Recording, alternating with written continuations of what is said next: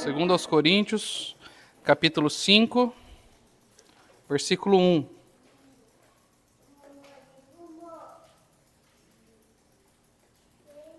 Segundo, eu vou ler, irmãos, porque eu ia pedir para os irmãos lerem, mas eu vou ler por conta do microfone, porque às vezes senão os irmãos que vão estar, tá? Segundo aos Coríntios, capítulo 5, versículo 1. Sabemos que, se a nossa casa terrestre deste tabernáculo se desfizer, temos da parte de Deus um edifício, casa não feita por mãos, porém eterna e nos céus. E por isso, nesse tabernáculo, gememos, aspirando por sermos revestidos de nossa habitação celestial. Se todavia formos encontrados vestidos e não nus. Pois, na verdade, os que estamos neste tabernáculo, gememos angustiados, por não querermos ser despidos, porém sermos revestidos, para que o mortal seja absorvido pela vida. Ora, foi o próprio Deus quem nos preparou para isso, outorgando-nos o penhor do Espírito. Temos, portanto, sempre bom ânimo, sabendo que, enquanto no corpo, estamos ausentes no Senhor. Visto que andamos por fé e não pelo que vemos. Entretanto, estamos em plena confiança, preferindo deixar o corpo e habitar com o Senhor. É por isso que também nos esforçamos, quer presentes ou quer ausentes, para lhe sermos agradáveis. Porque importa que todos nós compareçamos perante o tribunal de Cristo, para que cada um receba, segundo o bem ou o mal que tivermos feito, por meio do corpo. Vocês perceberam que eu dei algumas ênfases, irmãos? Então tá. Eu estudava a palavra e, ao longo dessas últimas semanas estudando, o Senhor começou a chamar a minha atenção para algum assunto bem pontual dentro da palavra. E é interessante como que esse assunto se ligou com o assunto do reino. Porque é exatamente sobre o reino que nós vamos tratar. É em relação às coroas que nós vamos tratar hoje. A palavra, ela nos traz algumas coroas. E é interessante que, se nós lermos atentamente, nós vamos perceber que cada uma das coroas é um tipo de recompensa para um tipo de característica e atitude que o Filho de Deus possa ter. E as coroas estão totalmente relacionadas com o que nós acabamos de ler. Sobre um dia, todos os filhos serem apresentados diante do tribunal de Cristo. Para que, segundo o bem ou o mal que fizeram por meio do corpo, seja apresentado então as suas obras, e ali eles possam receber o seu galardão ou a sua disciplina. E é interessante, irmãos, que o assunto da coroa, ele vai nos mostrar que existem alguns pontos que nós precisamos, às vezes, ajustar na nossa própria vida para que recebamos alguma medida de recompensa do Senhor. Porque as coroas são as recompensas do Senhor. As coroas são as recompensas diante do tribunal de Cristo que nós receberemos. E a palavra vai nos mostrar 5 dessas coroas. Antes de nós entrarmos já nas coroas, eu quero mostrar para os irmãos uma coisa muito interessante nesse texto. Nós poderíamos ler simplesmente o versículo 9 e 10, mas a gente leu desde o começo por conta dessa seguinte parte. Versículo 2. E por isso, nesse tabernáculo, gememos, aspirando por sermos revestidos de nossa habitação celestial, se todavia formos encontrados vestidos e não nus. 4. Pois, na verdade, os que estamos nesse tabernáculo gememos angustiados por não querermos ser despidos, mas sim revestidos, para que o mortal seja absorvido pela vida. E aqui a gente já tem um ponto, irmãos, bem interessante. Quando nós olhamos aqui o gemer angustiado, ele está mostrando como que é o coração desse Filho de Deus quando olha para a sua própria condição e para a sua vida. E ele vê esse tabernáculo, esse corpo de carne, rendido ao pecado, que facilmente é atraído pelo pecado, que facilmente é energizado por Satanás para ir até o pecado, para servir ao pecado, para que esses membros sirvam ao pecado, e ele olha para esse corpo e ele fala, não, mas eu sinto angústia, eu gemo porque eu preciso ser revestido pela vida. E olha que interessante, ele entende que esse corpo não vai ser perdido. Paulo aqui está deixando claro, você não vai perder esse corpo, ele não vai ser aniquilado, ele precisa ser revestido para ser salvo. O corpo que antes, então, servia ao pecado, agora precisa começar a servir a Deus. E os membros que antes eram membros malditos, que serviam àquele que foi maldito, agora precisa servir ao Senhor. Então, agora, o nosso sentimento, quando a gente olha para a nossa condição e para o jeito que a gente vê essas forças que vão nos impulsionando para o que é mal, a gente começa a gemer angustiado e fala, Senhor, eu preciso ser revestido pela vida. Mas aqui Paulo já está trazendo toda uma realidade que é exposta, por exemplo, no livro de Romanos. Ele já está deixando claro qual que é o lugar para onde nós temos que ir, que é para o revestimento de vida. Qual é a salvação para o meu corpo? Gemer, angustiado, querendo ser revestido pela vida. A vida precisa me revestir. A vida do Senhor precisa me encharcar. Quanto mais eu receber da vida do Senhor, mais esse corpo vai ser submetido ao Senhor e não vai mais servir ao pecado. Como eu faço para lidar com aquilo que me atrai, segundo as minhas faculdades, segundo a minha natureza caída? Me revestindo do Senhor. Me revestindo da vida. Sendo cheio, transbordante de vida. Quanto mais isso transborda em mim, menos eu vou servir ao pecado. Menos atração eu vou sentir pelo pecado, ao ponto de que a minha vontade vai passar a ser oposta ao pecado.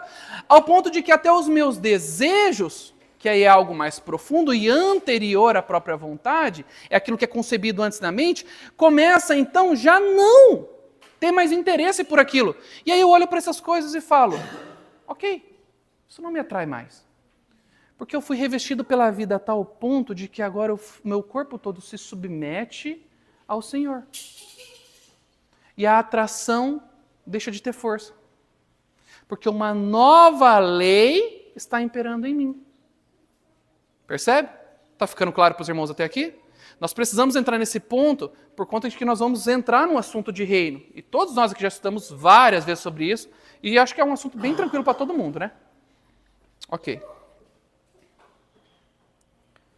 Paulo vai falar em 1 Coríntios 9, 27, ele vai falar assim, mas eu esmurro o meu corpo e o reduzo à escravidão, para que, tendo pregado a outros, não venha eu mesmo a ser desqualificado. E aí aqui Paulo tem 2 pontos. Ele primeiro entende que existe um esforço e um trabalho a ser feito. Ele entende, tem algo que eu devo fazer. Esmurrar o meu corpo e o reduzir à escravidão. A escravidão de quem, irmãos? A escravidão do revestimento de vida que eu recebi. A escravidão da vida de Cristo. Eu preciso submeter o meu corpo à vida de Cristo e preciso esmurrar. Percebe que existe um esforço nosso, da minha parte? Existe algo que eu devo fazer com a vida que eu recebi, que é submeter essa carne à vida que eu recebi. E isso é a minha parte, irmãos, no processo. É receber a saída para o pecado, é receber a saída para a tentação, é receber a saída para esse corpo caído, que quando quer fazer o bem não faz, e quando quer fazer o mal, mas não tem hesitação nenhuma, ó. A saída é esmurrar esse corpo, escravizar ele por amor a Cristo, ao Senhor. Então nós entendemos esse ponto, mas entendemos o segundo ponto. O próprio Paulo, o que ele fala no final do versículo? Temendo não eu mesmo ser desqualificado. Ô louco, Paulo.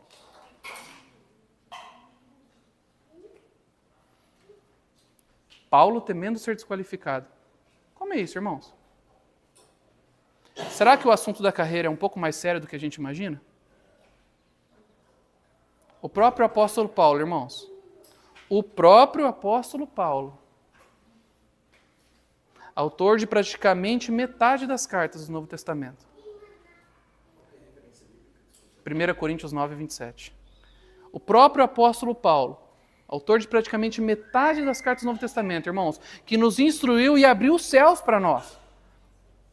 Aquela revelação de Cristo que veio por meio dos evangelhos, Paulo então se alimentou do próprio Senhor, foi instruído ao longo de anos, por 3 dias, sem comer, sem beber, esperando ter os seus olhos abertos. Uma vez que os olhos abertos nunca mais fecharam. Ao longo da sua caminhada, ajustou várias coisas em relação à sua vida, entendendo como funciona a economia neotestamentária do Senhor, ele foi avançando nas realidades de Cristo.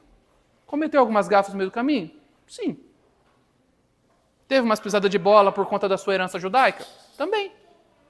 Mas foi ajustando, e você vê um avanço do evangelho na vida dele.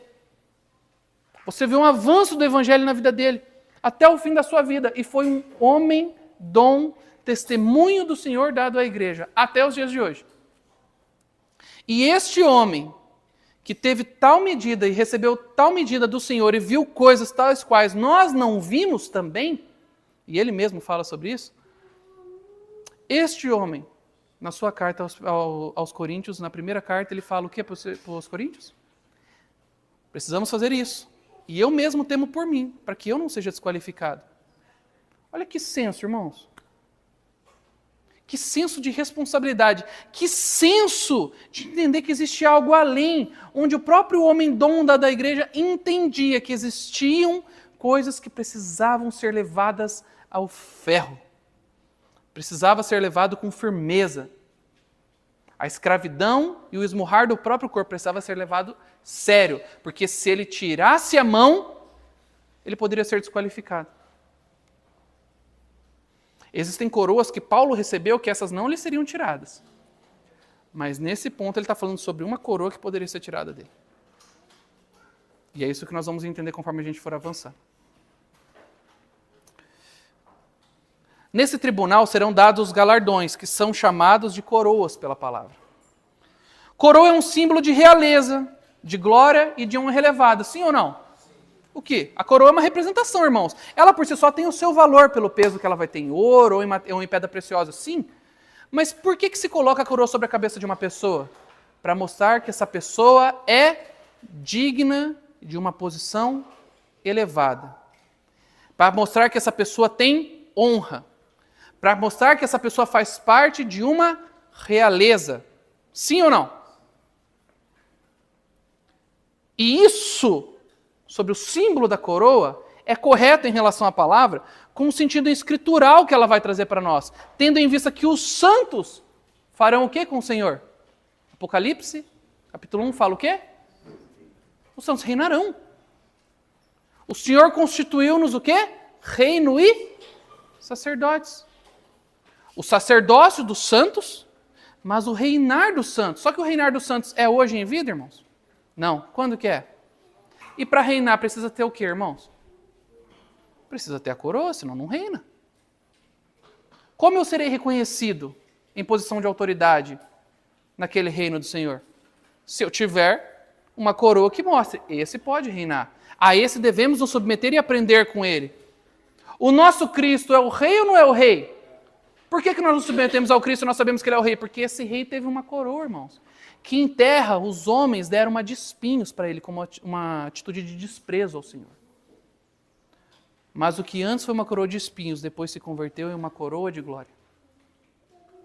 E uma coroa de tamanha glória que quando todos os outros veem as suas coroas e olham a coroa de Cristo, eles lançam as suas coroas nos pés de Cristo e falam, essa coroa é muito maior do que a nossa e a glória e a honra dele é muito maior do que a nossa. As nossas coroas não têm como ser contadas diante dele. Lancem as suas coroas aos pés. E é isso que é feito. Porque essa coroa representa uma medida de glória, irmãos, muito grande.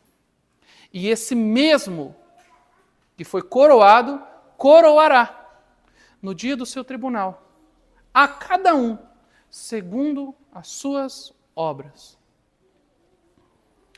Apocalipse capítulo 20, versículo 6. O Bema ou o tribunal de Cristo. Bem-aventurado e santo é aquele que tem parte nesta primeira ressurreição. Sobre esses a segunda morte não terá autoridade. Pelo contrário, serão sacerdotes de Deus e de Cristo e reinarão com ele por 1000 anos. Quem que vai estar nesse tribunal, irmãos? O próprio Cristo. O próprio Cristo. A convocação vai vir diante dele e ele vai galardoar a cada um. Com disciplina ou com recompensa. E quando for a recompensa, qual que vai ser a recompensa que ele vai entregar a cada um? Uma medida de glória. E essa medida de glória vai ser o quê? Uma coroa. Porque o que representa a glória? A coroa. Entenderam toda a ligação agora? É importante a gente entender toda essa conexão para a gente poder chegar nas coroas. Toda a posição de honra na era vindoura do reino de nosso Senhor, Cristo Jesus, será determinada por fidelidade, consagração e comunhão com Ele. Bem como pelo resultado disso. Qual que é o resultado, irmãos, da fidelidade, da consagração e da comunhão com o Senhor? A devoção e o esforço por o conhecer. E o serviço que é resultado desse esforço por o conhecer. Porque não é só uma questão, irmãos, de consagrar-se a si mesmo e de ser fiel ao Senhor e firmado na rocha, mas é mais a questão de que esse firmar no Senhor nos movimente. O assentar-se no lugar celestial precisa nos fazer levantar desse trono e andar enquanto o Senhor não vem. Para sermos testemunhas e operosos praticantes dessa palavra. E isso vai se dar de várias maneiras. Não é só auxiliando necessitados, irmãos. Não é só pegando e consagrando parte daquilo que você recebe ao Senhor, entendendo a fidelidade do Senhor para com você e a sua fidelidade, a expressão de fidelidade sua para com Ele, então dando seus dízimos e suas ofertas. Não é só isso. Não passa só por isso. Não é só gastando o seu tempo com o Senhor. Não passa só por isso. Romanos 8, 16 e 17. Eu quero ler esse texto de Romanos para que a gente faça uma correção, para que ninguém pense algo errado antes da gente entrar nas coroas. Romanos 8, 16. Pode abrir.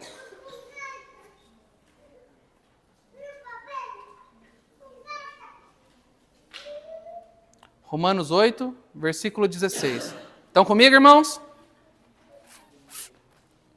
O próprio Espírito testifica com o nosso Espírito que somos filhos de Deus. Ora, se somos filhos, somos também herdeiros. E aqui eu quero que vocês prestem atenção. Herdeiros de Deus e co-herdeiros de Cristo. Qual que é a continuação? Se com Ele sofrermos, também com Ele seremos glorificados. Para sermos co-herdeiros com Cristo, o que é necessário, irmãos? Se. Tem um se aí. Os famosos ses que a gente negligencia na palavra, né? Quantos ses não tem na Bíblia, né, que a gente não se atenta, né? Somos cordeiros com Cristo, se com Ele sofrermos. Com Ele também seremos o quê? Glorificados. O que é a glorificação?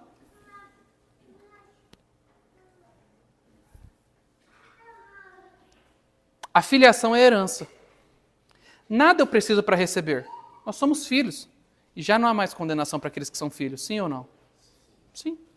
Uma vez feito filhos de Deus, irmãos, acabou. Filiação não tem a ver com recompensa. Filiação é dádiva do Senhor. A palavra é muito clara, pela graça nós somos salvos. Pela graça de Deus, a bondade dEle. Mediante a nossa fé em Cristo. E isso não vem de nós. E não é também conquistado por obras, porque ninguém tem que se gloriar em cima da salvação eterna, irmãos. Então o assunto aqui não é salvação eterna, o assunto não é filiação. O assunto é herança, e nós tratamos sobre isso por 3 semanas seguidas.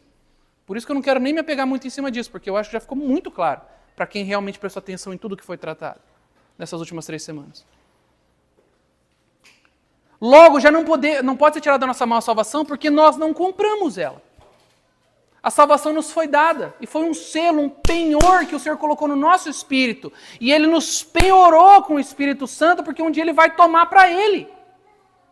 É dele, irmãos. Se é do Deus vivo, alguém tira? Não. Acabou. Porque o preço que foi pago, e o Alisson deu uma ênfase nisso hoje, foi um preço eterno, celestial e perfeito. Esse preço nenhum homem pode pagar. Nenhum ser celestial pode pagar além do próprio Deus. Nenhum ser. Porque ninguém é maior do que Deus para pagar esse preço. Ninguém tem mais do que Deus para pagar esse preço. Sim ou não? E qualquer coisa que qualquer um dê para pagar esse preço, sabe qual que é o grande problema? Que vai dar do que é do próprio Deus. Porque Deus é dono de todas as coisas e criador de todas as coisas. O que eu daria então para o Senhor que pagaria esse preço? Nada, porque quem fez todas as coisas é Ele. E quem é dono de todas as coisas é Ele. E o que eu desse a Ele, já é dele. Logo, não tem lógica eu querer pagar alguma coisa por isso. Então não tem o que nós façamos que possa pagar esse preço. Porque o preço foi pago por Ele mesmo. E nada do que eu dei a Ele é novo para Ele. Muito menos não é dele, porque tudo é dele. Então, nada vai pagar esse preço. Porém, existe uma condição. Cordeiros com Cristo. Se com Ele sofrermos, seremos com Ele, então, glorificados. E não necessariamente o sofrimento vai ser físico, irmãos. Como inanição, sede. Não é isso, irmãos. Dores. Não necessariamente é física a dor. Mas esse sofrimento e esse gemer, irmãos, também está relacionado à nossa própria condição. Quando eu olho para as minhas limitações em relação ao serviço ao Senhor, quando eu olho para as minhas limitações em relação a ser do Senhor, quando eu olho para o meu próprio eu não querendo se entregar ao Senhor, mas querendo salvar a si mesmo, quando a minha alma tenta se salvar, existe um gemer, irmãos, que deveria existir em nós. E eu coloco um deveria com muita ênfase, porque deveria existir em nós. Mas existe, irmãos, quando nós olhamos para a nossa condição, ou a gente fala, eu sou assim mesmo. Irmãos, quantas vezes a gente não faz isso? Porque eu sou assim. Mas a palavra me mostra que eu deveria fazer algo, mas eu sou assim, eu não vou mudar, porque é o meu jeito. Ou então, irmão, você nem fala isso, mas você se convence de que aquilo já não tem mais solução. E aí você está olhando para o autor e consumador da nossa salvação, aquele que se deu como vida a nós e falando, eu desprezo a sua vida e não acho que ela tem poder para me salvar de mim mesmo. Ou não é isso, irmão, que você acha que você fala quando você despreza, então, a obra que o Senhor pode fazer na sua vida e te mudar? Quando você olha para a sua condição de anos caminhando com o Senhor de maneira desajustada e você fala, não adianta Deus, não tem como resolver isso. Eu simplesmente aceito esse meu jeito. Eu simplesmente aceito esse meu pecado e vou andar com ele até lá e lá a gente resolve isso. Irmãos, isso é um desprezo ao que o Senhor fez naquela cruz. Isso é um desprezo àquele que está sentado no trono e falando, receba da seiva do alto. E a gente olha e fala assim, eu não quero porque eu acho que não é o suficiente. E não vai resolver o meu problema. Isso é um desprezo à obra do Senhor. Você consegue perceber, irmão? Você consegue perceber como que é sério isso? Como que é um problema de um coração caído, endurecido, como diz o Fábio, uma mente embotada? Você consegue perceber, irmãos? E quantas vezes nós não fazemos isso? Vocês acham que eu estou fora desse pacote? Nenhum de nós, irmãos, nenhum de nós está fora. Quantas vezes, irmãos, nós não submetemos e não aceitamos a graça de Deus e a misericórdia dele sobre nós? Porque nós estamos tão endurecidos e enganados pelo que o pecado fez com a nossa mente, com os nossos olhos e com os nossos sentimentos, irmãos, que a gente não aceita aquilo que o Senhor pode fazer por nós. E a gente chama a obra magnífica e completa dele de uma obra que não tem força para me salvar de mim mesmo. E isso é terrível. Isso é um desprezo ao Senhor. E o Senhor se sente, irmão, desprezado quando ele vê uma derrota sendo aceita desse jeito. Quantas vezes o Senhor não se sentiu desprezado com a sua vida?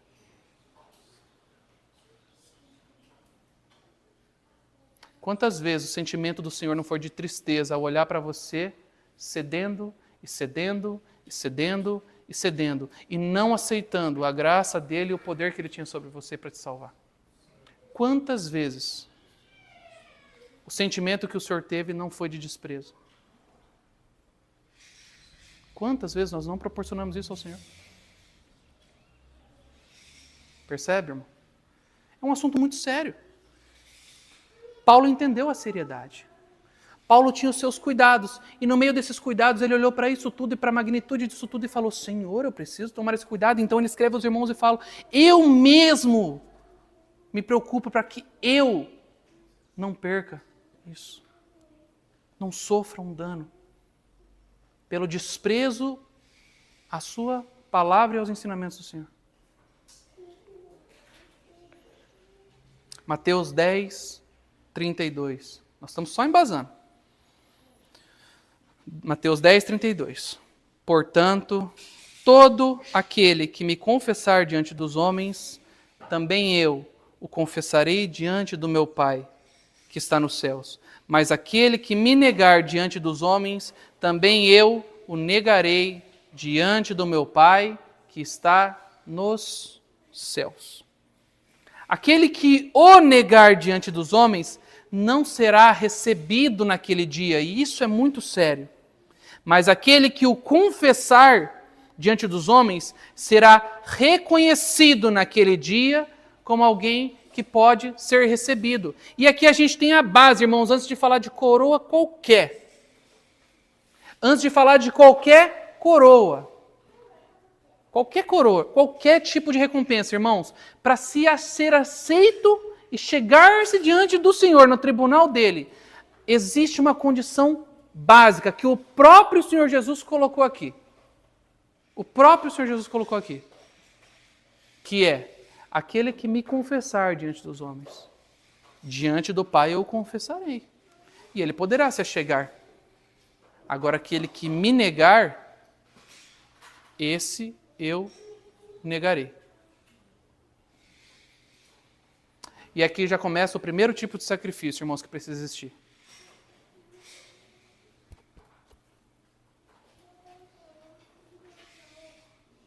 A minha língua fala do Senhor?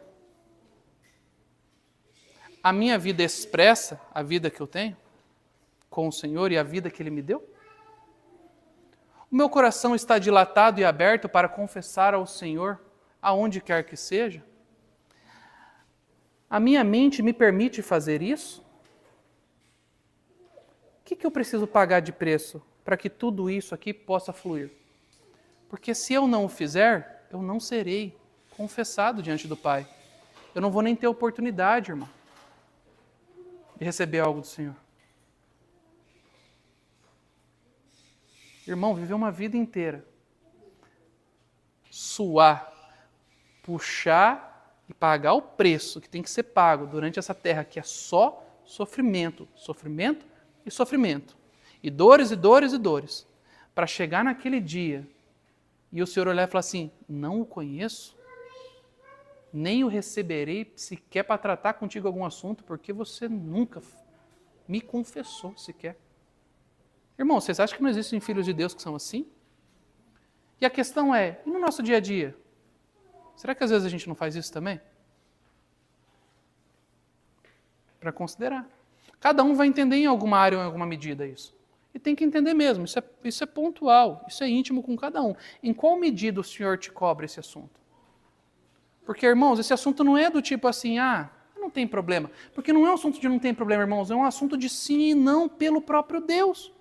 As palavras que o Cristo falou vieram do próprio Deus. As palavras inspiradas que estão na Bíblia vêm do próprio Deus. Não queira também anular o que Paulo falou, porque eu aceito o que é de Cristo, o que é de Paulo eu questiono. Negativo, irmão. A Bíblia inteira é palavra de Deus e eu preciso aceitar. Esse argumento é um argumento mentiroso e satânico, diabólico. Tudo que está aqui é válido, tudo é útil para a repreensão, para a edificação, tudo. Agora, se o próprio Cristo está falando, eu deveria colocar 3 exclamação do lado. E aí a gente quer falar de coroa, irmãos, quando às vezes tem alguma coisa antes que já está sendo um problema na nossa vida. Quando talvez o meu testemunho de vida não confessa o nome de Cristo. Esse assunto aqui a gente poderia discorrer em cima dele e tratar ele, mas não é a ênfase hoje. Mas esse assunto aqui ele tem muita coisa dentro. Só esse versículo. Tem muita coisa dentro dele, embarcada. Mas vamos seguir. Porque diante do tribunal de Cristo nós seremos declarados dignos ou indignos. O entendimento claro disso, de entender que diante do tribunal de Cristo poderemos ser dignos ou indignos, É o que leva a ver como Paulo via. Vai nos levar a ter essa mesma visão. Porque para mim tenho por certo de que os sofrimentos do tempo presente não podem ser comparados com a glória que há de ser revelada em nós. Toda e qualquer situação que gere algum nível de sofrimento, com a lida adequada e correta naquela situação de sofrimento, gerará então um eterno peso de glória, que um dia será manifesta a glorificação dos corpos.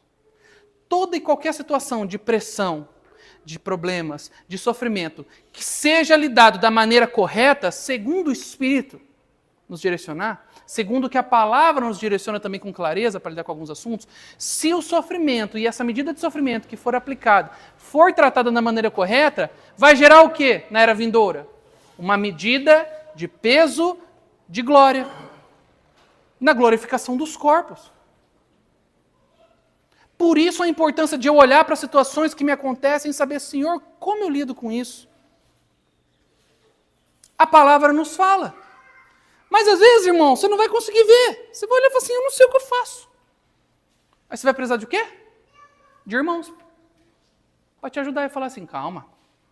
Isso aqui, você pode vir por esse caminho, você pode vir por esse, você pode lidar assim. Ah, agora eu entendi. Irmão, mas tem gente que é tão dura que não quer nem saber dos irmãos.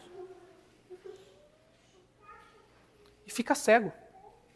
Anos fazendo coisa errada. E o Senhor só olhando lá e fazendo assim. Já deu o remédio. Não quer? Vai andando do seu jeito. A minha medida de graça já foi dispensada, está do seu lado. Você quis? Não quis. A medida de graça foi dispensada. Quem está desprezando é você. Percebeu? Às vezes não é isso, irmão. Às vezes é na leitura da palavra, não tem uma vida de comunhão com o Senhor. Não tem uma vida de estudo da palavra, não tem uma vida de dependência do Senhor. Não consegue encontrar saída. Às vezes não busca ter uma vida espiritual, irmão, sadia, cheia de poder do Senhor. E aí não encontra saída.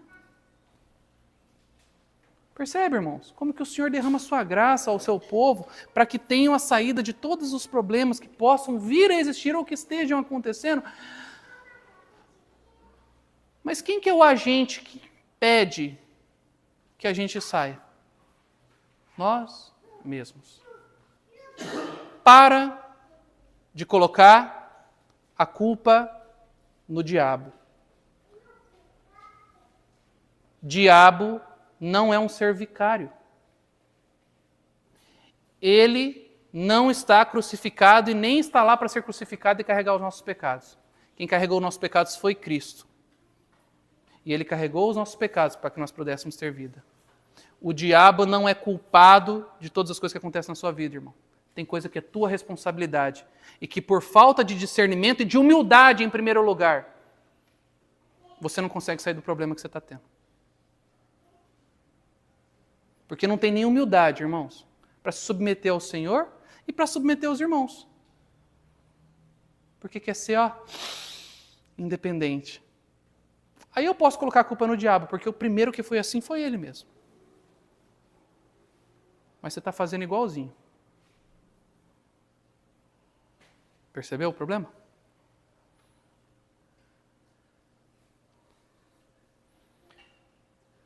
Paulo, então, irmãos, olhando para isso tudo, ele entendeu que tinha algo que o esperava, que era uma recompensa, que era uma medida de glória. Filipenses 3, 13, 14. Irmãos, quanto a mim, não julgo havê-lo alcançado. Olha o que Paulo está falando. Ele olha para isso e fala assim, eu não julgo ter alcançado ainda, irmãos. Não julgo ainda ter alcançado. Mas uma coisa então eu faço, eu esqueço-me das coisas que para trás ficam, e eu vou avançando para as que estão diante de mim, pois prossigo para o alvo. Para o quê? Prêmio da soberana vocação de Deus em Cristo Jesus. É prêmio, irmão. É prêmio.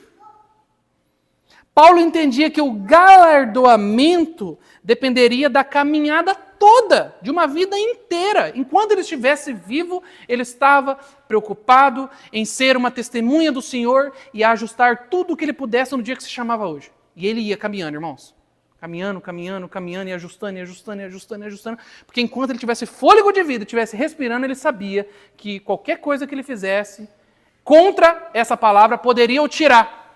Olha o senso de responsabilidade, irmãos, de uma vida tentando andar ajustado com o Senhor, buscando alinhar o que tivesse que ser alinhado. Coisas que foram resolvidas rápido, mas coisas que demoraram na vida de Paulo. Mas olha que senso de responsabilidade, irmãos, na caminhada. Olha que senso de responsabilidade. Ele entendia então que dependeria dessa caminhada toda. E ele mesmo, ao se ver, sentia preocupações sobre si mesmo. Então entendia que quando tivesse fôlego, precisaria buscar. A mente de um vencedor, uma mente humilde e que busca o Senhor. E busca ser encontrado no Senhor, sem manchas e nem dolo. Essa é a mente de um vencedor, irmãos. É a mente de que olha para a sua situação, entende a necessidade da graça de Deus, mas fica olhando para o alvo e fala, é lá e é lá. É para lá que eu vou. Percebe? Essa é a mente de um vencedor. Inconformado com aquilo que ainda tem de pueril, aquilo que ainda tem de não ter o valor celestial em si mesmo. Percebeu que eu nem falei do pecado, irmãos?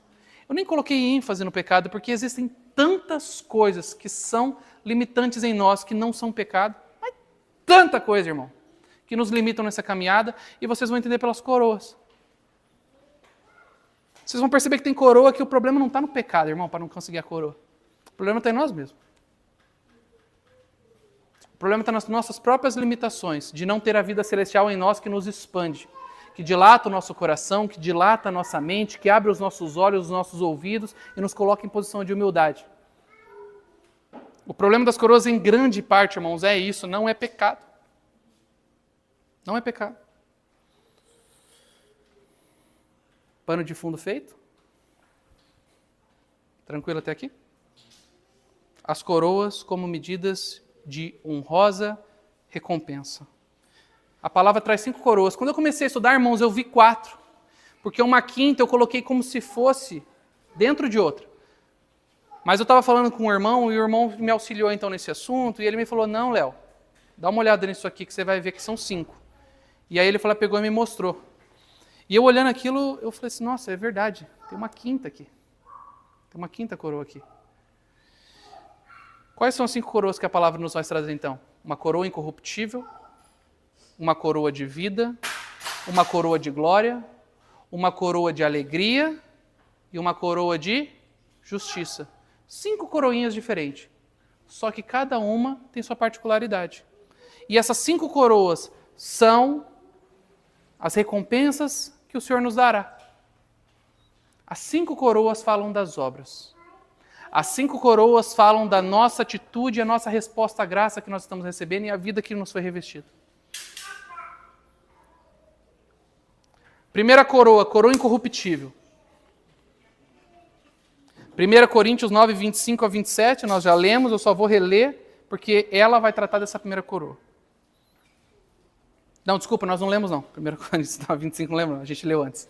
Só o 27 eu mencionei. Desculpa. 1 Coríntios 9, 25 a 27. Vocês estão comigo? Está tranquilo até aqui? Tá? Irmão, se eu ver que o tempo vai chegar muito próximo do meio-dia e ainda vai faltar ali 2 coroas ali, eu paro, tá? Fica tranquilo, a gente pode dar sequência depois, tá bom? Para não estender demais. Coroa incorruptível, 9, 25 a 27. Todo atleta em tudo se domina. Olha que interessante, irmãos. Aqueles para alcançar uma coroa corruptível. Nós, porém, a coroa incorruptível. Assim corro também eu, não sem meta. Perceba, vai dando ênfase.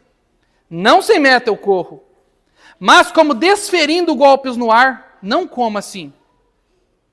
Mas eu esmurro o meu corpo e o reduzo à escravidão, para que, tendo pregado a outros, olha o risco, olha o que Paulo viu, eu esmurro o meu corpo e reduzo a escravidão, porque tendo pregado a outros e fazendo tudo que eu tenha feito, eu não venho a ser desqualificado.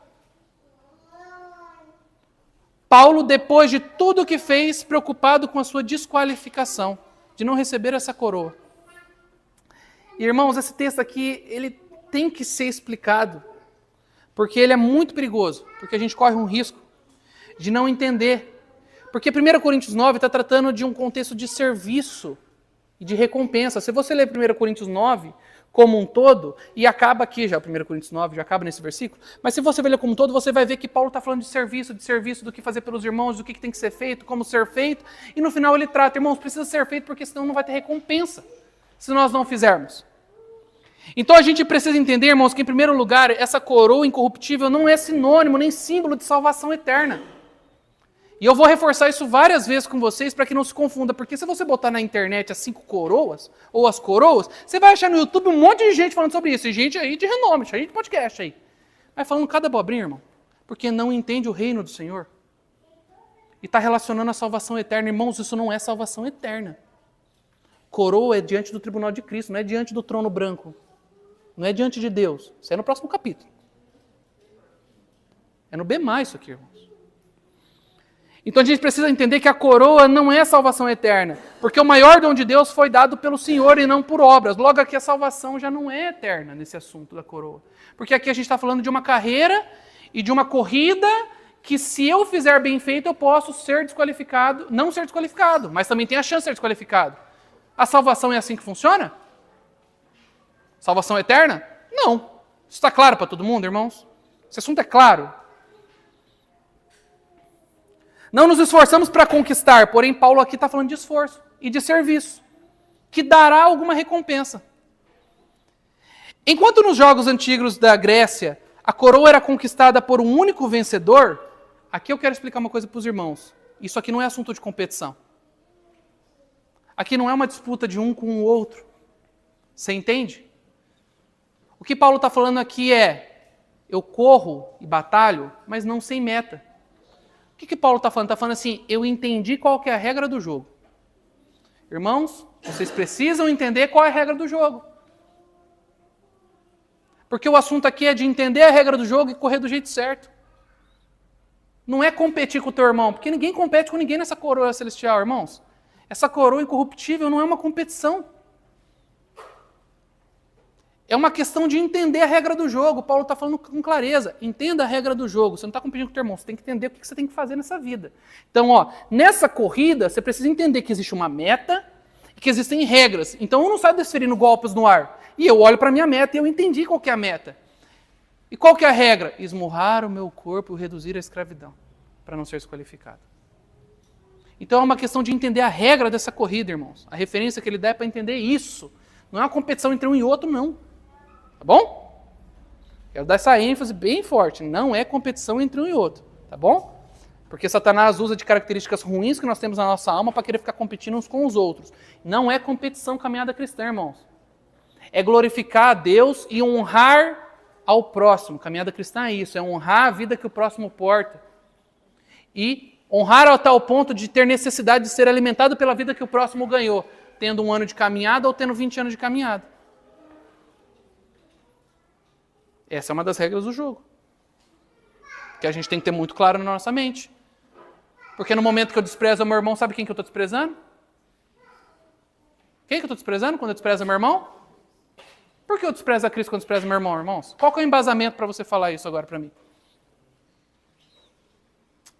Porque Cristo é o cabeça do corpo. A sua vida desceu para o corpo. E todos nós somos membros uns dos outros e membros de Cristo. Se eu desprezo o meu irmão, eu desprezo a Cristo. E se eu honro meu irmão? E se eu me submeto ao meu irmão? Olha só. Mas eu não vou me submeter ao Dídio. Por que eu me submeteria a ele? Tá certo isso, irmãos? Tá certo isso, irmãos? Irmão, independente da posição e daquilo que o Senhor te coloque como funcionalidade dentro do corpo, nunca devemos desonrar, desrespeitar os nossos irmãos. Nunca. Mas nem pelo assunto de proximidade, de amizade e de familiaridade. Não interessa. Nunca, nunca é nunca. Porque quando eu desonro o meu irmão, e quando eu não respeito ao meu irmão, e quando eu não dou o valor que o meu irmão tem diante do Senhor, quando ele abre a sua boca para me lavar pela palavra, seja no momento numa mesa, seja tendo comunhão no almoço, seja no momento de estar pregando. Não importa, irmão, pode estar aqui na frente como pode não estar. Nunca devo desonrar ao meu irmão. Meus olhos para o meu irmão têm que ser olhos bons. Meus olhos para os meus irmãos precisam ser olhos bons. Aquele que despreza o seu irmão, o amor do Pai não está nele. Não tem vida em si mesmo. É morto, cego. É Laodiceia. É Laodiceia, coração de Laodiceia, coração que vai ser repreendido pelo Senhor falando, tu estás nu, tu és fraco, tu és pobre, tu não se enxerga porque é cego. Coração de Laodiceia por desprezar os irmãos. Olha o perigo, irmãos. Olha o tamanho do perigo. Mas eu estou tranquilo porque aqui não tem isso. Estou tranquilo. Que todo mundo já está bem resolvido nesse assunto. Paulo entendia as regras, entendia a meta, não saía desferindo golpes no ar, mas sabia como fazer. Sabia quais eram as regras do jogo. Paulo sabia, não sabia? Irmãos, a coroa incorruptível, se alguém estiver anotando aí e quiser anotar bonitinho, ela é uma recompensa por uma vida vitoriosa no corpo, porque Paulo fala o tempo todo do quê? Do corpo. O cristão que carrega as marcas do Senhor Jesus no seu corpo, para que a vida de Cristo se manifeste, receberá essa coroa. Aquele que triunfa sobre a sua própria carne, pelo poder de uma vida indestrutível que foi dada pelo Senhor dos céus, este receberá uma coroa incorruptível, porque em vida nessa terra, viveu conforme a vida incorruptível. Percebeu, irmãos? A coroa incorruptível é recebida por aquele que esmurra o seu corpo e reduz a escravidão por meio da vida vitoriosa que recebeu em Cristo Jesus. A graça do Senhor foi dispensada e o Senhor fala, aqui está a minha vida. Esse Filho de Deus então fala, eu quero essa vida e eu o pegarei. Então submeterei agora o meu corpo a essa vida que eu recebi. E eu começo a me submeter, a me submeter, a me submeter, a me submeter. Mas eu não consigo jejuar porque me dá dor de cabeça. Dei um exemplo bobo, mas para vocês entenderem. Mas eu não consigo fechar minha boca. Mas eu não consigo não fazer isso. Mas eu não consigo fazer então aquilo. Percebe, irmãos, são coisas práticas? Corpo, físico, atitudes. Reduzindo o meu corpo à escravidão da vida que recebi, recebo naquele dia uma coroa incorruptível por ter experimentado, desfrutado e testemunhado da vida incorruptível. Percebe? Como receber a coroa incorruptível? Desfrutando, testemunhando da vida incorruptível. A vida que vem do homem do alto. A vida do próprio Cristo. Pensando na coroa a ser conquistada, quando estivesse diante do tribunal que Paulo se mantinha em disciplina, sem dar lugar para a carne e as suas concupiscências. Então Paulo, olhando para essa coroa, tendo consciência dessa medida de glória que poderia ser perdida por ele, se ele começasse a deslizar, o que ele fazia? Ele se mantinha em disciplina, irmãos. Disciplina, disciplina, disciplina. O Senhor me deu uma direção, tem que me manter em disciplina. O Senhor me mostrou algo, tem que me manter em disciplina. Disciplina, isso é muito difícil, irmãos. Isso é muito difícil por homem. A gente é desregrado com tanta coisa, irmãos. A gente é desregrado com comida, a gente é desregrado com tempo de televisão, a gente é desregrado com tempo de divertimento, a gente é desregrado com um monte de coisa, irmãos. E disciplina, irmãos, de passar por cima dessas coisas. E ser disciplinado se o Senhor der uma direção. Sem dar lugar, então, para a carne e para as suas concupiscências, que são os seus desejos e os seus anseios. Então, Paulo se mantinha em disciplina e não dava lugar para a carne. Ele tomava todo o cuidado para não dar lugar à carne dele.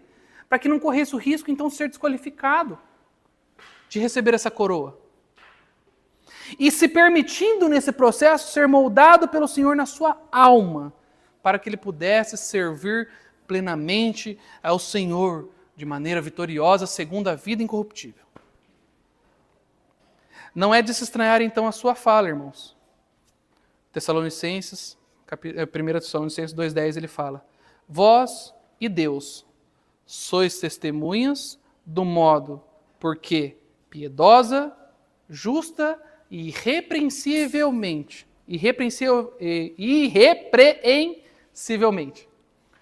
procedemos em relação a vós outros que credes. Por isso que Paulo pode falar isso, irmãos. Porque Paulo era um homem que buscava ser disciplinado, por ter clareza da coroa que lhe estava aguardando no final. Por ele entender isso, irmãos, ele poderia até colocar na sua carta: vocês são testemunhas, e eu também sou. Nós aqui somos também. Do modo como irrepreensivelmente eu andei diante de vocês. Irrepreensivelmente. Errei de novo. A preocupação e o cuidado de não ser desqualificado é a que Paulo carregava no seu corpo, pois viu o fim que ele teria diante do Senhor, de receber ou não uma coroa. E, irmãos, se Paulo se descuidou em alguma medida até o fim da sua vida, a palavra não mostra isso, mostra que ele sempre foi crescendo com o Senhor. Mas se em alguma medida ele descuidou, irmãos, ele não receberia essa coroa. E essa é a advertência que ele faz, e ele tinha consciência disso, ele declarou isso, da preocupação que ele tinha. E esse é o cuidado que nós temos que ter. Porque é uma coroa que sim, pode ser perdida. Eu vou ler a coroa da vida e aí a gente encerra, tá bom? Última coroa agora. Última de hoje. Tem mais 3. Coroa da vida. Tiago, capítulo 1, versículo 12. Bem-aventurado o que suporta com perseverança a provação. Porque depois de ter sido aprovado, receberá o quê? A coroa da vida, a qual Deus prometeu àqueles que o amam. E Apocalipse, capítulo 2, versículo 10 e 11. A Bíblia tem 2 referências que ela deixa claro em relação à coroa da vida. Apocalipse 2, 10 e 11 fala: não temas as coisas que tens de sofrer. Eis que o diabo está para lançar em prisão alguns dentre vós, para ser dispostos à prova. E tereis tribulação de 10 dias. Ser fiel até a morte, e dar-te-ei então a coroa da vida.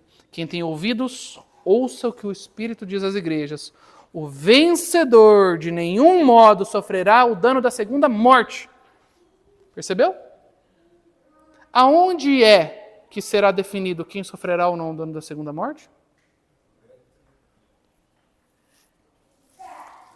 O dano da segunda morte pode ser sofrido com antecedência, irmãos? Antes do grande trono branco? Essa coroa é mencionada 2 vezes na Escritura. Pode ser dita que é a coroa do mártir. Aí é assim que alguns irmãos chamam, eles chamam de a coroa do mártir, essa coroa. Porque as 2 referências dela estão em relação a provas, a sobreviver, a passar pelas provas com louvor, a entregar a sua própria vida nas provas, para que se ganhe então essa coroa. Erroneamente, alguns podem dizer que a coroa da vida é a da vida eterna, e podem simplificar e falar assim: a coroa da vida está falando da coroa da vida eterna. Afinal de contas, quem que vai morrer pelo Senhor? Quem morrer pelo Senhor tem vida eterna. Não é possível que alguém não vai negar o nome do Senhor, não vai ter. Mas não é, irmãos, isso que está falando. Porque a gente já falou sobre isso. Coroa, recompensa, não tem a ver com vida eterna. Porque a vida eterna, irmãos, não é uma coroa. É o próprio Cristo vivendo em nós, por meio do Espírito. Já é a vida eterna. Garantida e selada por Deus, e não é dado por algo que fizemos. A coroa da vida é dada por meio do sacrifício da vida. Expressão essa de amor ao Senhor. Como fala em Tiago. Aqueles que amaram o Senhor receberam essa coroa. Onde recebemos então uma posição de honra diante do Senhor durante o governo do seu reino milenar. Recebemos uma posição de honra na governança do Senhor no seu reino milenar, por termos aqui dado a nossa própria vida por amor do Senhor. E isso é uma expressão, irmãos, de uma vida dada ao Senhor em todas as suas esferas, em todos os sentidos que possa ser a vida, ao ponto de morrer pelo Senhor. Quem lembra aqui um pouquinho do que o Dani falou, vai lembrar até de uma referência que ele deu em relação a um grupo de vencedores por conta disso. E aqui também pode ser uma referência para embasar aquele assunto, inclusive, de ter um grupo de vencedores que receberão isso por terem sido mártires. Então a gente vai perceber, irmãos, que existe uma coroa que é dada por conta dessa vida que é dada por amor ao Senhor. Então, o meu amor para o Senhor, que entrega a minha vida para o Senhor, pode me dar uma coroa. Vocês estão comigo, irmãos? Então, entenderam? Então, a coroa de vida é dada para quem, irmãos?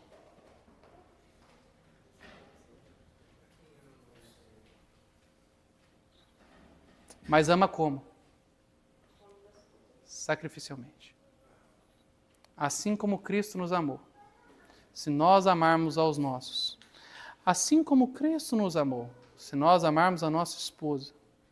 Assim como Cristo nos amou. Se nós amarmos uns aos outros. Com amor sacrificial. Receberemos a coroa da vida.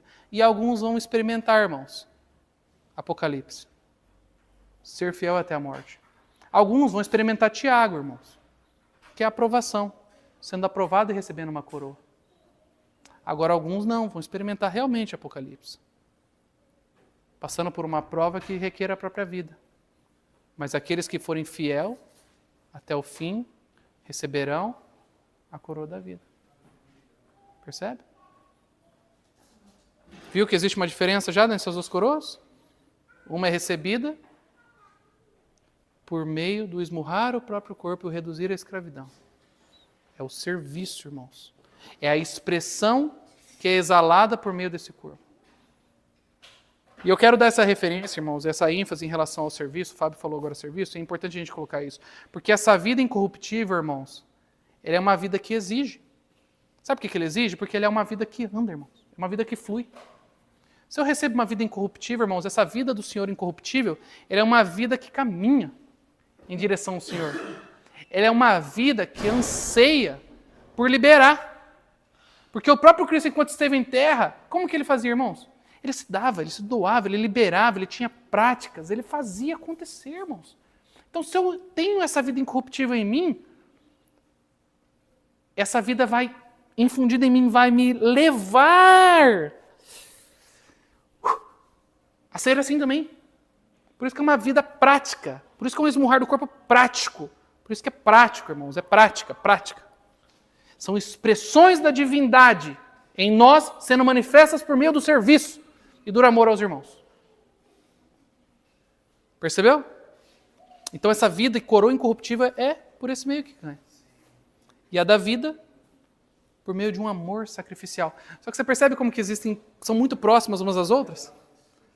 Elas são muito próximas, irmãos. Tem as suas pequenas diferenças, mas todas elas são próximas. Por quê? Porque, irmão, o vencedor vai expressar essas medidas. Aquele que tem a vida do Senhor vai expressando a expansão de Cristo em si mesmo, e essa expansão são todas as coroas, porque aquele que recebeu a maior coroa de todas é como se ele desmembrasse essas coroinhas e entregasse um pouquinho da característica dessa coroa para cada um. Só que todas elas vêm da mesma fonte. Como emana da mesma fonte, de alguma medida você vai manifestar algum nível de merecimento para receber essa coroa. Você percebe? Então nós vamos, irmãos, em alguma medida ter algumas delas. Mas a gente não vai tratar hoje. Existem sim coroas que nós podemos não receber. Existem sim. Coroa da alegria. Alguns não vão ter. Alguns não vão ter. Mas a gente não vai tratar disso hoje. A coroa, querendo ou não, incorruptível, irmãos, tem filhos de Deus que não expressam isso. A coroa de vida, irmãos, tem vidas de filhos de Deus que não demonstram que amam ao Senhor e são sacrificiais nas suas atitudes. Existem filhos de Deus que amam mais a si mesmo. Amam mais o conhecimento. Amam mais a própria vida, irmãos. não fazem questão, irmãos, de se submeter, não fazem questão de serem transformados. E quando tem movimentos de fazer essa questão, na hora que a alma se levanta muito forte, já para o processo. Já para ali no começo. Já tesoura, dá um jeito de tesourar, irmão, para não dar sequência. Porque a alma está tão forte, tão enrijecida, que não deixa a vida sair. Loucura que eu estou falando. Com nós, irmãos, quantas vezes isso não acontece? Coisas na nossa vida que precisam ser tratadas e a gente, na hora que vai sair a vida... Não. Parece que você trava, assim, parece que você segura, assim. Não. Não é? Assim, não. E aí, às vezes, você fica... Se você ama o Senhor, irmão, se você ama o Senhor, você fica até com aquele sentimento. Poxa, mas por que não sai, velho? Entendeu? Gera um incômodo. Agora, tem gente que nem incomoda, irmão, que é só um negócio do tipo assim, me segurei aqui, não solto.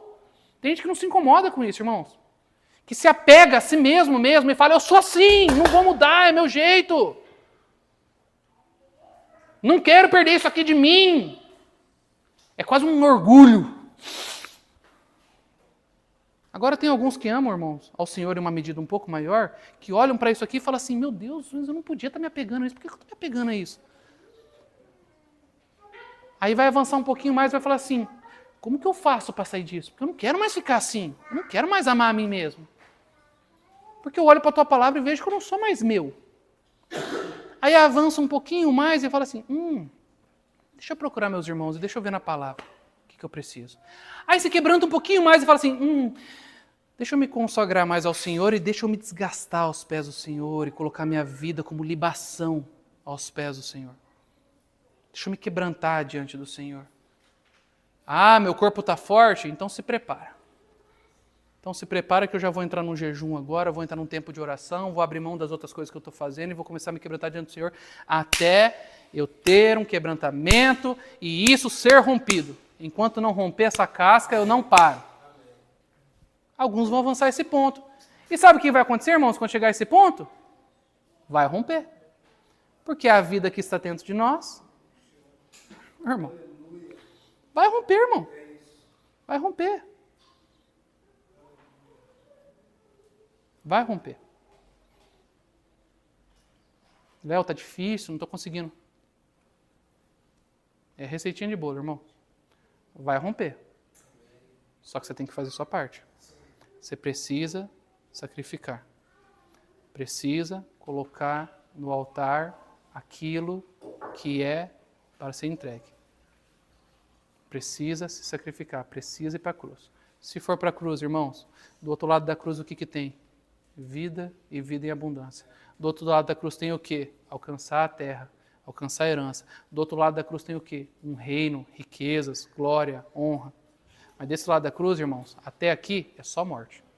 Tem que vir morte, morte, morte, morte, morte. Quando finalizar esse assunto, aí você ganha vida. Mas precisa primeiro ter a morte. Amém?